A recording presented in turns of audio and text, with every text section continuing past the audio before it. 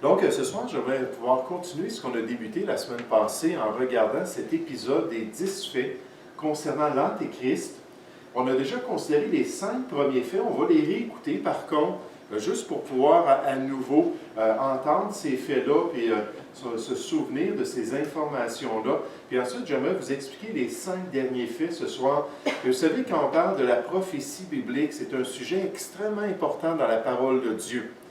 Et non seulement c'est un sujet important, mais il y a une bénédiction dans Apocalypse chapitre 1 au verset 3 et Apocalypse chapitre 22 au verset 6 qui dit que si quelqu'un étudie le sujet des choses à venir et retient ces informations-là pour être prêt pour le retour du Seigneur, que cette personne-là va être bénie de Dieu, qu'elle va avoir la main de Dieu sur sa vie.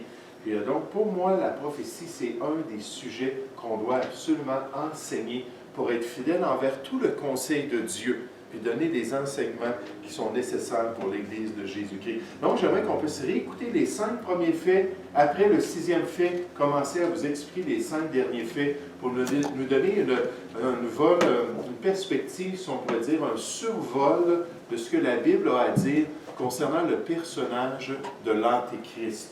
Donc, 10 faits sur l'Antéchrist.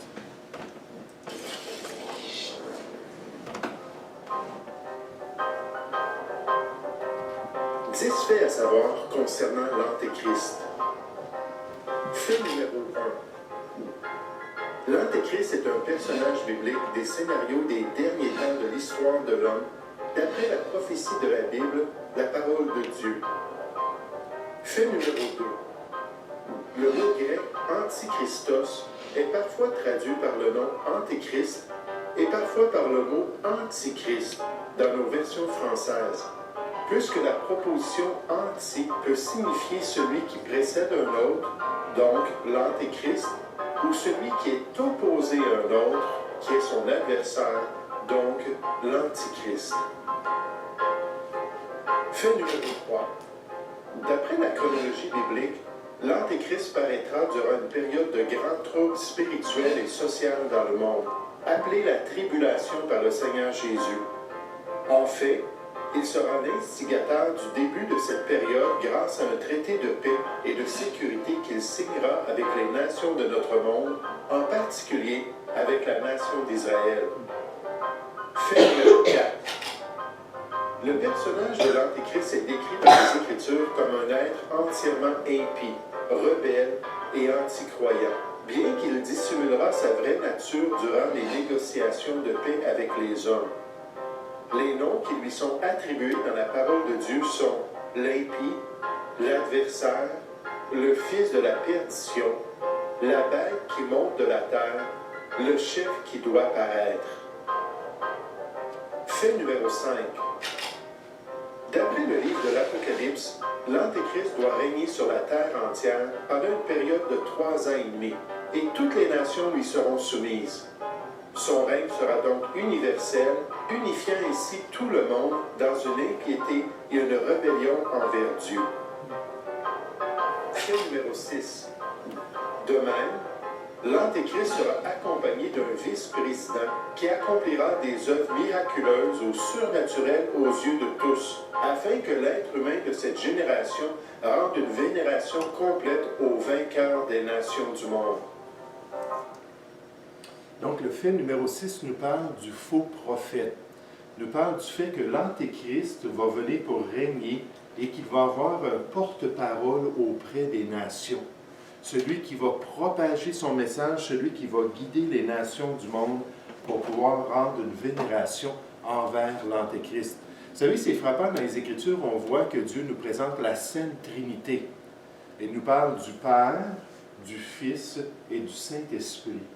Mais dans les Écritures, on apprend qu'il y a une Trinité qui est impure, une imitation du seul vrai Dieu. Et c'est le malin lui-même, avec l'Antéchrist et ce faux prophète-là, qui viennent pour séduire les nations du monde. Tournez avec moi dans le livre de l'Apocalypse au chapitre 13. Puis dans ce passage-là, dans le chapitre 13, on nous présente l'Antéchrist, on nous présente son influence, on nous présente sa domination sur les nations. Puis à la fin du chapitre, on nous présente son porte-parole, celui qui va venir pour répandre son message, celui qui va forcer les nations du monde à se soumettre à cet empire dictatoriel qui va être établi sur la terre. Ça va débuter par un traité de paix de 7 ans.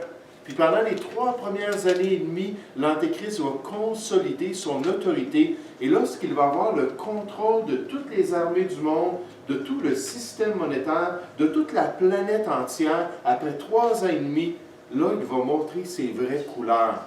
Puis il va devenir un dictateur terrible. Et en fait, le Seigneur Jésus nous parle de cette période-là. Il nous dit que quand il va régner sur la terre, ça va être la période la plus intense de l'histoire humaine. Jamais auparavant et jamais ensuite est-ce que l'être humain va avoir vécu une période de grande tribulation, de grands troubles, de misère, à cause qu'ils sont confiés dans l'homme plutôt que dans le plan de Dieu. Et j'aimerais juste vous dire, on ne le mentionne pas dans cette série-là, mais pendant cette période de tribulation-là, il va y avoir beaucoup d'évangélisation sur la terre. 144 000 Juifs vont avoir été choisis par Dieu pour aller partout pendant ces 7 ans-là. Ils vont être protégés d'une manière surnaturelle pour pouvoir accomplir un ministère à travers les nations. Et dans Matthieu chapitre 24, Jésus nous dit qu'à la fin de la tribulation, les nations entières vont avoir été évangélisées, vont avoir entendu la bonne nouvelle de l'œuvre de Jésus-Christ. Mais sur cette terre, les hommes vont refuser pour la plupart l'œuvre de Dieu pour se confier dans l'homme, pour pouvoir donner une vénération à la créature plutôt qu'au Créateur. Dans l'Apocalypse chapitre 11, on nous dit que ceux qui vont oser faire ce vœu-là, puis cette allégeance-là envers l'Antéchrist, qu'ils vont être damnés pour toujours. En recevant la marque de ce royaume-là, ils vont être damnés pour l'éternité. Donc, c'est vraiment un sujet très, très important. Puis on voit le faux prophète et son rôle pour séduire les nations. À partir du verset 11, dans Apocalypse chapitre 13, si vous voulez suivre dans vos Bibles, ça dit « Puis je vis monter de la terre une autre bête qui avait 2 cornes, semblables à celles d'un agneau, et qui parlait comme un dragon. Elle exerçait toute l'autorité de la première bête, donc toute l'autorité de l'Antéchrist en sa présence. Et elle obligeait la terre et ses habitants à adorer la première bête, c'est-à-dire l'Antéchrist ou l'impie, dont la blessure mortelle avait été guérie. Elle opérait de grands prodiges, jusqu'à faire descendre du feu du ciel sur la terre à la vue des hommes, comme Élie dans l'Ancien Testament, des grands prodiges. Et elle séduisait les habitants de la terre par les prodiges qui lui étaient donnés d'opérer en présence de la bête, disant aux habitants de la terre de faire une image de la bête qui avait été blessée par l'épée et qui vivait. Et lui fut donné d'animer l'image de la bête, afin que l'image de la bête parle, et qu'elle fasse que tous ceux qui n'adoreraient pas l'image de la bête soient tués. Et elle fit que tous, petits et grands, riches et pauvres, libres et esclaves, reçoivent une marque sur leur main droite et sur leur front, et que personne ne puisse acheter ni vendre sans avoir la marque, le nom de la bête ou le nombre de son nom.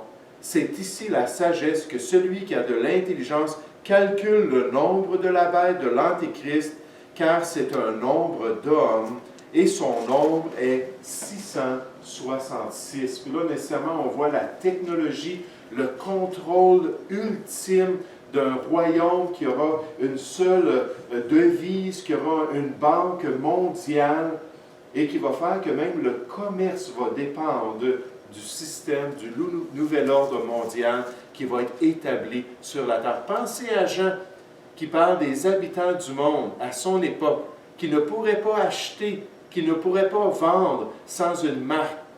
C'était totalement quelque chose de ridicule pour lui, parce qu'à cette époque-là, on faisait du troc, on avait du commerce de toutes sortes de manières, contrôler seulement un village, puis empêcher les gens, les voisins de pouvoir de s'échanger des choses, c'était presque impossible. Et là, de parler de la terre entière, Ça prenait une technologie qu'on voit à plusieurs reprises dans les prophéties de la parole de Dieu. Dans 2 Thessaloniciens, chapitre 2, au verset 9, on nous dit « L'apparition de cet impie, de l'Antéchrist, se fera par la puissance de Satan, avec toutes sortes de miracles, de signes et de prodiges mensongers. » Si c'était juste le surnaturel qui était le garant de la volonté de Dieu, si c'était juste le miraculeux qui démontrait que Dieu est derrière une œuvre, j'aimerais vous dire, on pourrait se faire séduire facilement.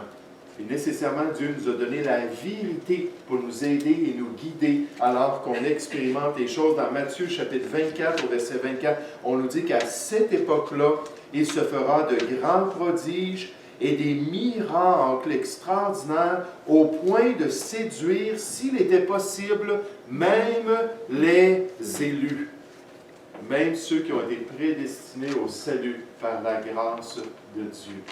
Donc, ce grand prophète-là, ce grand prédicateur-là qui va venir pour aider les gens à se confier dans le faux Christ et les détourner de l'œuvre de Dieu pour leur vie. Ça, c'est le fait numéro 6. Fait numéro 7. Fait numéro 7. L'Antéchrist établira un règne de terreur sur la terre pour maintenir les hommes sous son contrôle. Il développera une dictature complète, exécutant tous les réfractaires et tous ceux qui refuseront de lui rendre hommage et vénération en prenant la marque de son nouvel ordre mondial. Le nom de cette marque est le fameux 666 de la prophétie biblique. Donc, on voit que ça va être une dictature sur la terre. Ce ne sera pas une démocratie, malgré qu'au début, il va écouter les gens lorsqu'il va faire ses présentations de paix et de sûreté. Ça ne sera pas une république avec des lois. Ça va être tout simplement lui qui va dicter au monde ce qu'il désire. Et ça va être une dictature mondiale. Regardez dans Apocalypse chapitre 13, alors qu'on décrit sa dictature au verset 5, en parlant de l'Antéchrist, on nous dit « Et lui fut donné une bouche qui proférait des paroles arrogantes et des blasphèmes. Et lui fut donné le pouvoir d'agir pendant 42 mois, donc 3 ans et demi. » Encore une fois, on le décrit de différentes manières dans le livre de l'Apocalypse. Ça revient toujours à ces 3 ans et demi-là. Et elle ouvrit sa bouche pour proférer des blasphèmes contre Dieu, pour blasphémer son nom, son tabernacle, et ceux qui habitent dans le ciel.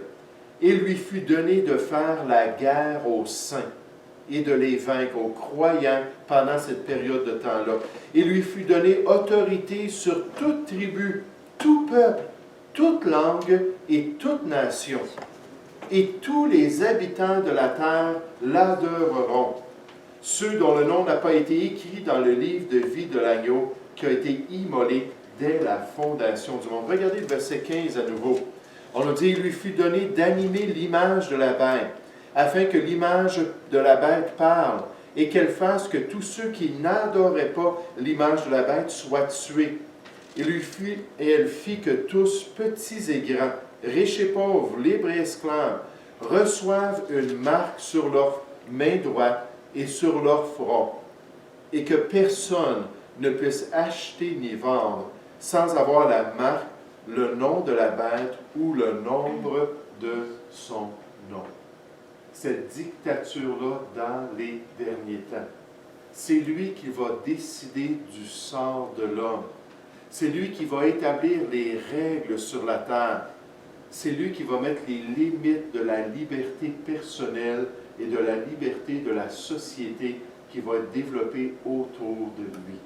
C'est pas étonnant que dans Matthieu chapitre 24, dans Luc chapitre 21, lorsque le Seigneur Jésus parle à ses disciples de cette période de temps-là, il leur dit « Prenez garde.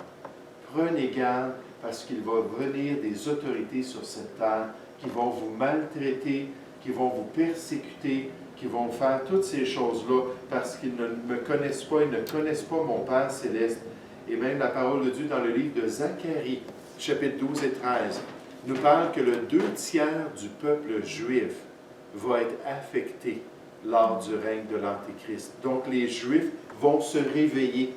Ils auront signé ce traité-là de paix Puis à un moment donné, ils vont voir l'abomination qui va être établie dans le temple juif, comme je vous l'ai décrit la dernière fois. L'Antéchrist va rentrer dans le temple, va faire cesser les sacrifices au seul vrai Dieu, et il va établir son image là dans le temple, et ça va être vraiment le centre de l'attention mondiale. Le temple à Jérusalem, là les Juifs vont dire « Wow! » Un jour, les Maccabées se sont levés parce qu'on avait établi une abomination dans le temple. Un jour, le peuple de Dieu a dit « C'est assez de nous priver d'adorer notre Dieu. » Et là, l'Antéchrist va commencer à persécuter ces gens-là.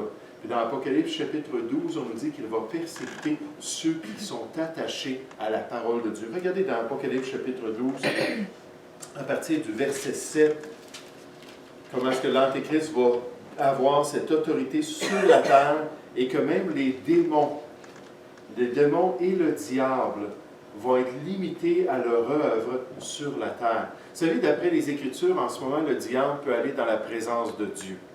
Le diable peut aller dans les cieux avec ses anges impurs. Mais il y a un jour, pendant cette période-là, lorsque l'Antéchrist va avoir sa dictature, Dieu va dire, « OK, tu voulais ça, maintenant je te limite, ton accès va se limiter à la planète Terre. » Puis à partir de ce moment-là, le diable va seulement agir sur la terre. Il ne pourra plus attaquer le nom des chrétiens. Il ne pourra plus calomnier l'Église de Jésus-Christ. Il ne pourra plus essayer d'exciter la colère de Dieu contre ceux qui le suivent. Il va se limiter à attaquer les gens de la terre. Et la Bible nous dit « Malheur aux habitants de la terre » pendant cette période-là. Regardez ce qu'on nous dit dans Apocalypse chapitre 12 au verset 7. Ça nous dit « Il y eut guerre dans le ciel. Michel et ses anges, donc l'archange Michel et ses anges, combattirent contre le dragon, contre le diable. Et le dragon et ses anges combattirent, mais ils ne furent pas les plus forts. Et leur place ne fut plus trouvée dans le ciel. Et il fut précipité le grand dragon, le serpent ancien appelé le diable et Satan, donc l'identité est très claire. Celui qui séduit toute la terre. Il fut précipité sur la terre, et ses anges furent précipités avec lui. Et j'entendis dans le ciel une voix forte qui disait, « Maintenant le salut est arrivé, ainsi que la puissance, le règne de notre Dieu et l'autorité de son Christ, car il a été précipité l'accusateur de nos frères, celui qui les accusait devant notre Dieu jour et nuit. Ils l'ont vaincu à cause du sang de l'agneau et à cause de la parole de leur témoignage. Et ils n'ont pas aimé leur vie jusqu'à craindre la mort. C'est pourquoi réjouissez-vous, cieux, et vous qui habitez dans les cieux. Malheur à la terre et à la mer, car le diable est descendu vers vous, animé d'une grande colère, sachant qu'il a peu de temps. » Puis là, il va utiliser l'Antéchrist et sa dictature pour persécuter les saints, persécuter ceux qui auront cru, ceux qui auront mis leur foi en Dieu, et le restant d'Israël. Et en fait, il y a seulement un tiers d'Israël qui va être encore vivant lorsque Jésus va descendre des cieux. Puis là, dans Zacharie chapitre 12 au verset 10, on nous dit que le peuple juif va reconnaître celui qu'ils ont percé, celui qu'ils ont rejeté à la croix du Calvaire. Et là, ils vont avoir un cœur brisé. Il va y avoir un esprit de grâce et de supplication qui va s'établir dans le peuple juif. Et Romains 11, 25 nous dit, « Ainsi, tout Israël sera sauvé. » C'est-à-dire ceux qui sont encore vivants. Parce que les autres vont avoir été persécutés et vont périr pendant cette période-là. Donc, une dictature mondiale. Oh, il y a tellement de gens aujourd'hui qui nous disent, confiez-vous dans l'homme, confiez-vous dans les Nations Unies, confiez-vous dans les organismes humains. C'est comme ça qu'on peut avoir des libertés personnelles, c'est comme ça qu'on peut continuer à avoir tous les bienfaits d'une société moderne. J'aimerais vous dire, quand lui va venir, les gens vont croire à ce mensonge. Ils vont dire paix et sûreté sur la terre et une destruction soudaine, 1 Thessaloniciens 5.3, va s'abattre sur les nations du monde. Si on veut avoir une vraie liberté, il faut se confier en Dieu et dépendre de Dieu pour accomplir l'œuvre de Dieu. Donc, le fait numéro 8. Fait numéro 8. Il y aura des hommes de toutes les nations, de tous les peuples, de toutes langues, qui refuseront d'adorer l'Antéchrist et de prendre la marque de l'allégeance envers ce dirigeant démoniaque. Plusieurs paieront de leur vie leur résistance au règne de l'impie. Il semble que la méthode d'exécution standard de cette époque sera la décapitation de tous les rebelles au nouvel empereur de l'homme. Fait numéro 9. Donc, on voit qu'il va y avoir une peine capitale contre la grande offense capitale de refuser de rentrer dans le système, de refuser de faire partie du siècle qui va être présent à cette époque-là, du nouvel ordre qui va être établi, puis d'être un bon citoyen de ce monde à cette époque. Puis les gens vont mourir à cause de ça. Puis là, je dis la décapitation, c'est ce que la parole de Dieu nous dit. Je vous montrais la guillotine, mais ce n'est pas nécessairement par une guillotine. Ça, on ne le sait pas. Des fois, on regarde des films chrétiens qui montrent cette période-là, puis là, on voit toutes des guillotines sur des plateformes, puis les caméras du monde, puis là, une foule de croyants après l'autre se font trancher la tête. On ne sait pas si c'est des guillotines, mais on sait que ça va être la méthode de leur couper la tête, comme dans l'Ancien Empire romain. Comme les était... Internet. Pardon? Comme Internet. Comme les musulmans. Comme les Oui, musulmans oui, qui ont oui, fait, oui. il y en a en ligne, une vingtaine, puis les autres se coupent la tête. Là. Oui. Internet. Oui, ça fait tout un spectacle pour les gens, n'est-ce pas? C'est très dissuasif. Ouais. Lorsqu'on dit, c'est soit que tu rentres dans mon groupe, ou c'est ça qui t'arrive. Puis Mahomet connaissait là, l'effet dissuasif dans son expansionnisme lorsqu'il coupait les têtes. Regardez juste quelques passages où on nous présente des croyants qui sont morts à cause qu'ils ont refusé le système de l'Antéchrist. Apocalypse chapitre 6, à partir du verset 9. Juste 3 passages rapidement. Apocalypse chapitre 6 au verset 9. On nous dit, quand il ouvrit le 5e sceau, ce sont les 7 sceaux de la prophétie biblique venant du Seigneur Jésus. Je vis sous l'autel les âmes de ceux qui avaient été immolés, qui avaient été offerts, qui avaient été sacrifiés, à cause de la parole de Dieu, à cause du témoignage qu'ils avaient rendu. Ils crièrent d'une voix forte, disant, « Jusqu'à quand, Maître, saint et véritable, tarderas-tu à juger et à tirer vengeance de notre sang sur les habitants de la terre? » Ce sont des âmes de personnes qui ont été tuées pendant la période de la grande tribulation, ces 3 ans et demi-là. Jusqu'à quand? Puis voyez-vous, ces gens-là demandent justice à Dieu. Vous savez, des fois, on oublie que Dieu est juste. Des fois, on oublie que c'est légitime pour lui de punir le mal, d'exécuter le pécheur qui ne veut pas se repentir, qui est endurci dans sa voie et qui est en train d'accumuler un trésor de colère sur son compte. Pour le jour de la colère et de la juste rétribution de Dieu. Et la Bible nous dit que c'est quelque chose qui est légitime. Ces gens-là ne sont pas dans la chair, ils n'ont plus de chair, ils sont dans la gloire, puis ils demandent cela à Dieu. Verset 11 se dit, une robe blanche fut donnée à chacun d'eux. Il leur fut dit de se tenir en repos quelque temps, jusqu'à ce que soit complet le nombre de leurs compagnons de service et de leurs frères, qui devaient être mis à mort comme eux. Et Dieu dit, ça s'en vient la justice, puis ça s'en vient la rétribution. Mais moi, là, je veux qu'il y en ait d'autres comme vous, qui payent de leur vie, leur témoignage pour Jésus-Christ. Et dans la souveraineté de Dieu, Dieu connaît exactement le sort de chacun. Il leur dit, soyez en repos, attendez. Puis là, on voit que les gens sont conscients de ce qui se passe sur la terre, même s'ils sont au ciel. Ils sont conscients que le jugement n'a pas atteint encore ces personnes-là. Regardez Apocalypse chapitre 7. Apocalypse chapitre 7 au verset 9. On dit, après cela, je regardais et voici, il y avait une grande foule que personne ne pouvait compter, de toute nation, de toute tribu, de tout peuple, de toute langue. N'oubliez pas, l'Évangile doit être prêché à toutes les nations du monde. Et il va y avoir quand même un reste de personnes qui vont être sauvées pendant cette période de tribulation. Ils se tenaient devant le trône et devant l'agneau, revêtus de robes blanches et de palmes dans leurs mains. Et ils criaient d'une voix forte en disant, « Le salut est à notre Dieu, qui est assis sur le trône, et à l'agneau. » Et tous les anges se tenaient autour du trône, des vieillards et des 4 êtres vivants. Ils se prosternèrent sur leurs faces devant le trône et ils adorèrent Dieu. Quel unisson! Alors que tout le monde veut adorer Dieu, tout le monde veut rendre gloire à Dieu, en disant « Amen, c'est vrai, je suis d'accord. » La louange, la gloire, la sagesse, l'action de grâce, l'honneur, la puissance et la force soient à notre Dieu au siècle des siècles. Amen. Et l'un des vieillards prit la parole et me dit, « Ceux qui sont revêtus de robes blanches, cette foule immense, qui sont-ils et d'où sont-ils venus? » Je lui dis, là, c'est Jean qui répond, « Mon Seigneur, tu le sais. » Et il me dit, « Ce sont ceux qui viennent de la grande tribulation. » Ce dernier 3 ans et demi-là, de cette période-là.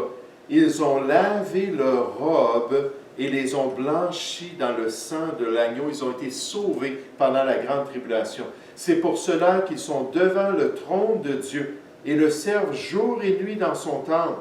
Celui qui est assis sur le trône dressera sa tente sur eux. Ils n'auront plus faim, ils n'auront plus soif. Le soleil ni aucune chaleur ne les frapperont plus. Ils n'auront plus besoin de persévérer jusqu'à la fin pour être sauvés et rentrer dans le royaume de Christ, comme on a vu la dernière fois. Ils sont morts, ils ont été exécutés et maintenant ils sont consolés dans la présence de Dieu, car l'agneau qui est au milieu du trône les paîtra et les conduira aux sources des eaux de la vie, et Dieu essuiera toute larme de leurs yeux. Encore une fois, des gens qui ont payé à cause de leur salut, à cause de leur marche pour Dieu. Un dernier passage dans Apocalypse chapitre 20, et là on voit la méthode d'exécution du nouvel ordre mondial sous l'Antéchrist. Apocalypse chapitre 20 au verset 4. Apocalypse chapitre 20 au verset 4, ça dit « Et je vis des trônes, et à ceux qui s'y assirent furent donnés le pouvoir de juger. Et je vis les âmes de ceux qui avaient été décapités. » Dans l'original, c'est-à-dire on leur avait enlevé leur tête. Littéralement, on leur avait coupé leur tête. Ceux qui avaient été décapités à cause du témoignage de Jésus et à cause de la parole de Dieu, et de ceux qui n'avaient pas adoré la bête, ni son image, et qui n'avaient pas reçu la marque sur leur front, ni sur leurs mains. Ils revinrent à la vie, et ils régnèrent avec Christ pendant 1000 ans. Ça, c'est la période du millénium. Et n'est-ce pas merveilleux de considérer que quand on fait de bons choix sur cette terre, on a des dividendes extraordinaires dans l'éternité? Au lieu de suivre la voie large pendant cette période de grande tribulation, qui va être de tout simplement accepter le nouvel ordre mondial, accepter ce dictateur qui va demander qu'on puisse le vénérer comme un Dieu, qui va s'élever au-dessus de tout Dieu. Puis au lieu de faire ce qui est facile, de prendre des décisions, de suivre Dieu, puis d'accepter sa volonté, puis de reconnaître notre besoin du Sauveur, puis peut-être ça va nous coûter notre vie. Mais au lieu que pendant toute l'éternité, Apocalypse chapitre 11, on soit tourmenté jour et nuit dans l'étang de feu, sans jamais avoir de répit, sans jamais avoir de pause dans notre tourment, ces gens-là, on nous dit qu'ils vont être dans la présence de Christ et qu'ils vont régner avec lui pendant 1000 ans. Ces gens-là auront fait le bon choix. La minorité de la population mondiale, l'exception à la règle au niveau des convictions envers la parole de Dieu. Mais les récompenses extraordinaires pour ces gens-là qui vont être honorés à cause du bon choix qu'ils auront fait. Fait numéro 9. L'Antéchrist expérimentera du trouble parmi ses troupes, alors que 3 des 10 dirigeants de son empire se rebelleront contre son autorité. Il anéantira promptement ses autorités par une main de fer qui amènera toutes ses troupes à l'ordre. Fait numéro 2. Ça, c'est un détail qu'on voit dans les 2 testaments. C'est mentionné directement, mais indirectement pour la plupart. C'est qu'on voit qu'il va y avoir un soulèvement de certaines des autorités. Si on comprend la manière que les choses vont se produire pendant cette période de temps-là, le monde va être divisé dans 10 biorégions. Ces 10 biorégions-là vont avoir une autorité, un personnage qui va diriger chacune de ces régions-là. Donc, ça va être peut-être les Amériques, ça va peut-être être l'Europe, l'Asie, l'Afrique, je ne sais pas exactement comment ça va être subdivisé. Mais il va y avoir 10 personnages qui sont représentés par les 10 couronnes que l'Antéchrist va porter. Donc, démontrant qu'il a reçu leur autorité, d'après ce qu'on voit dans Apocalypse chapitre 17. Ces 10 rois-là se tournent et lui remettent cette autorité-là. Mais quelque part, à travers son règne, certains d'entre eux, il semble que 3 d'entre eux vont se lever pour se rebeller contre eux. Je vous donne juste des passages. Ézéchiel 38 et 39 nous parle d'une attaque du Nord qui va venir pour essayer d'envahir Israël pendant la tribulation. Et Israël va être sous un traité de protection de la part de l'Antéchrist. Donc, on montre que ce ne sera pas tout le monde qui va être d'accord avec lui. On voit dans Daniel, chapitre 11, qu'il va y avoir un conflit militaire qui va éclater au milieu du règne de l'Antéchrist. Et il va être victorieux. À chaque fois qu'on nous donne ces détails-là, l'Antéchrist va être assez puissant pour se lever. On voit dans Apocalypse, chapitre 17, qu'il y aura 7 têtes et 10 couronnes qui vont être liées à l'Antéchrist. Ça ne sera pas 10 têtes, ça va être 7 têtes. Puis il va y avoir les 10 couronnes des 10 rois, leur autorité. Et finalement, dans Apocalypse chapitre 13, on voit qu'il va même y avoir un attentat contre la vie de ce grand dictateur et qu'il va mourir. L'Antéchrist va être tué pendant la tribulation, mais il va ressusciter des morts. Puis quand il va ressusciter des morts, la Bible nous dit que toutes les nations vont le voir comme invincible. Toutes les nations vont dire, qui peut combattre contre lui? C'est le plus puissant sur la terre. Et là, ça va aider les nations dans cet élan-là d'adoration. Et là, ils vont accepter la dictature et ils vont accepter de prendre la marque. Et je pensais à ça à un moment donné, puis je me disais, pensez à un président américain comme John F. Kennedy, qui était très aimé dans les années 50 et les années 60. Et je pense qu'il s'est fait assassiner en 1962, si je ne me trompe pas.